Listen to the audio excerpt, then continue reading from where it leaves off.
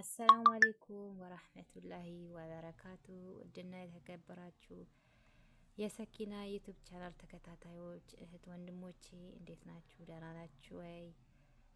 በያላችሁበት የአላህ ህዝነት ራህመት ከእናንተ ጋር ይሁን እና ኢና ሊላሂ ወኢና ኢለይሂ ራጂኡን።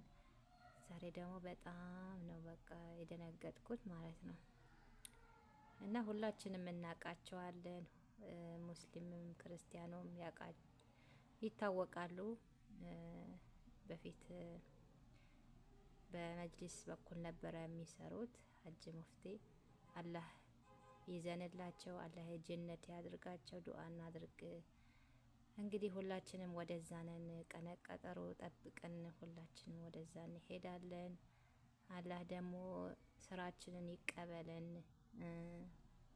መጥፎ ስራችንን አላህ ይቅር ይበለን። እሳቸውም አላህ የጀነት ፍርዶስ አላህ ይበላቸው እና ያው ታመው ነበረ።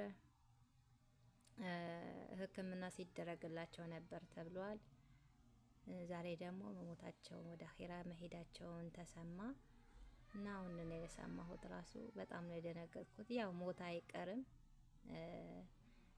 ልክ አባቴ ያጣሁት አክል በቃ አባቴ ያጣሁት ጊዜ ልክ አባቶቹ ሲሞቱ ማለት ነው። ወላሂ በቃ እሱን አስታውሼ ነው እኔ ማለቅሰው ሰበብ አድርጌ ማለት ነው።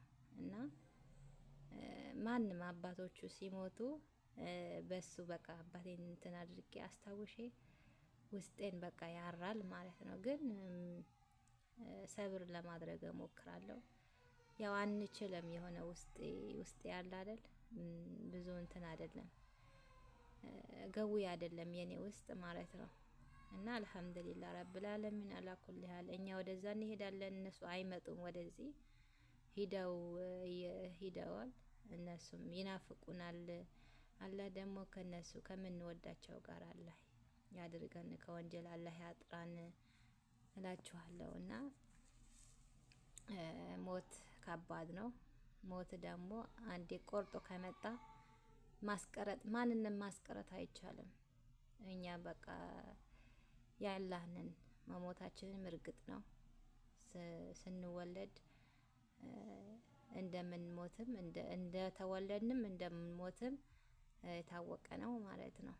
አላህ ደግሞ ምንድነው ማለት ያለብን ጥሩ ስራን ሰርተን ተቀባይነት ኑሮን ንጹህ ሆነን ከወንጀል ጠርተን አላህም ወዶን ከምንወደው ደግሞ አገናኝቶን በጀነት ይሰብስበን እላችኋለሁ። እና በጣም ነው የሚያሳዝኑት። በጣም ነው ደግሞ የደነገጥኩት እንደነገርኳችሁ። ያው አለ አይደል የሚታወቅ ሰው ባታውቁት ትንሽ ትረጋጋላችሁ። ካወቃችሁት ግን በጣም ከባድ ነው እላችኋለሁ። ማንም ክርስቲያኑም ወገኖቼ ሙስሊምም ይታወቃሉ።